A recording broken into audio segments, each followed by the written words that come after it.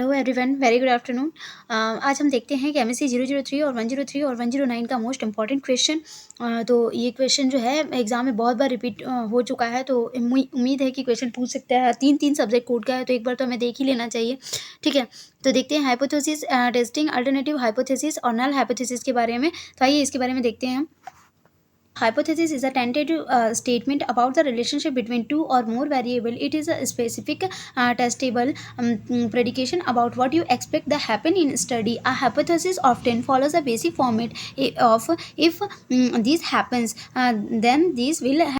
So one way to structure your hypothesis is to be described the will happen to the dependent variable if you make changes to the independent variable. Example: student who eat breakfast will perform better on a math exam than student who do not eat breakfast. Hindi में देखेंगे। एक परिकल्पना या दो से अधिक चरों के बीच संबंध के बारे में एक अस्थायी बयान है। यह एक विशिष्ट परीक्षण योग्य भविष्यवाणी है कि आप एक अध्ययन में क्या होने की उम्मीद करते हैं। एक परिकल्पना अक्सर यदि ऐसा होता है तो यह होगा कि मूल स्वरूप का अनुसरण करती है कि अपनी परिकल्पना को संचालित करने का एक तरीका यह वर्णन करना है कि यदि आप स्वतंत्र चर के परिवर्तन करते हैं तो निर्भर चर का क्या होगा।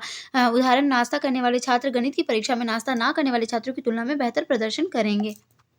The hypothesis testing is a statistical test used to determine whether the hypothesis assumed that for the sample of data stand true or the entire population or not. Hypothesis testing is the important method in the statistical inference that measure the deviation in the sample data from the population parameter. The hypothesis tests are widely used in the business and industry to making the circulation business decision. The following hypothesis testing procedure is followed by test the assumption made, set up a hypothesis, set up a suitable significance level, determine the suitable test statistic, determining the critical reason, performing computation और decision making.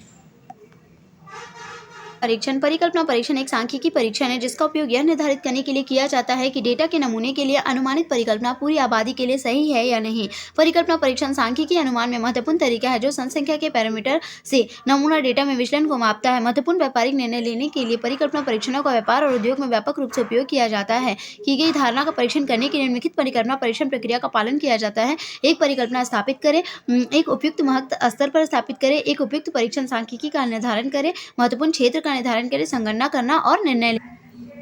अब हम देखेंगे alternative hypothesis. Alternative hypothesis और the research hypothesis state that there is a relationship between two variable where one variable effect on the other. The alternative hypothesis is the main driving forces for hypothesis testing. It is implies that the two variables are relatable to each other and the relationship that exists between them is not due to the chance or coincidence.